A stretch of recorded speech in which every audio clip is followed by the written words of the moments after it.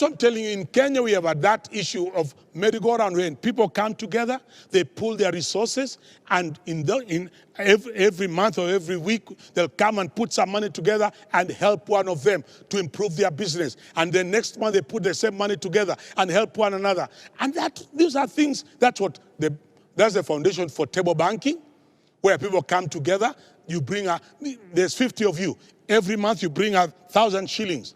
And by that 50,000, you give to one person to boost their business. Next month, you boost another business. The other month, within 2 years, everybody's business has been boosted. And that is the method you'll find other communities are doing.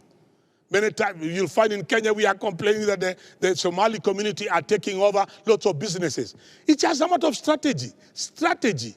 Because the rest of us, we are not strategic in our thinking. No, we are very political. Everything we look at, and we are more interested in politics of 2022 more than anything else. But the Somali community, whatever happens in 2022, they know they shall either be number 2 or 3. Because they have strategized. But the rest of us, we have all our eggs in one basket. So we are looking at this man or this woman and all that. But look at the way they've come in, how they are taking business. And you may think, oh, they are stealing money. They are not. They are pooling resources. And then they open a business for one person. And they are telling him, as you do that business, we are still in the same group. Let's pool resources. Open the same petrol station for another person. Open the same M-Pesa for another person. Open the same a similar restaurant for another person. Let's open another restaurant in Kisumu, in Kericho, in Nairobi, in Mombasa, in Tutuandei. And they're all over. While the rest of us, we are thinking of more politics of succession, more than strategizing. Because we are looking for handouts from politicians. How have they benefited? Merry-go-round. So that's why you go, you find some of the best restaurants belong to that community now. And they are like newcomers in business, but they came thinking, what are the legitimate ways of making money? So they invest for one person. They invest and encourage. Someone made me laugh, and this is a true story. You'll find some of the other communities, you'll find that when we want to go business in Dubai or China or Turkey, you'll find the whole aeroplane is full of people from the same community traveling to go to Turkey, to buy same things, go to China, bring the same goods, to come and try and sell.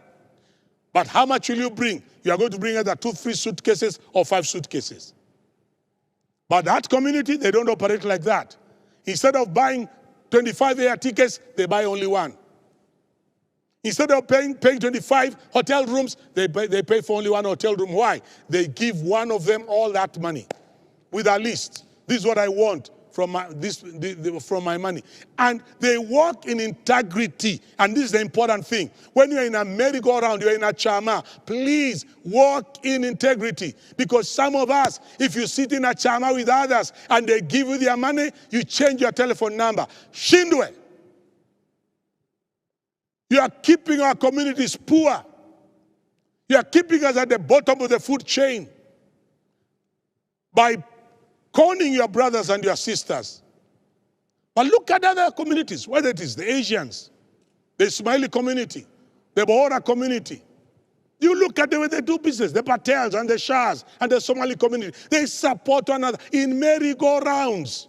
They lend one another money because that's cheap money. But some of us, we want to go for money from banks that are operating like with the Western idea of IMF, World Bank, interest rate 14%. And you are struggling. How can you compete with those communities when they have come together in a merry-go-round? That's another legitimate way of making money. And I'm challenging you Christians, come up with merry-go-rounds of brothers and sisters where you can operate in integrity and honesty and stop cheating one another and robbing one another. It's very sad when some of these communities comment about us, oh, there's no stealing here because there are no Christians here. It is sad. It should not be spoken of in our community.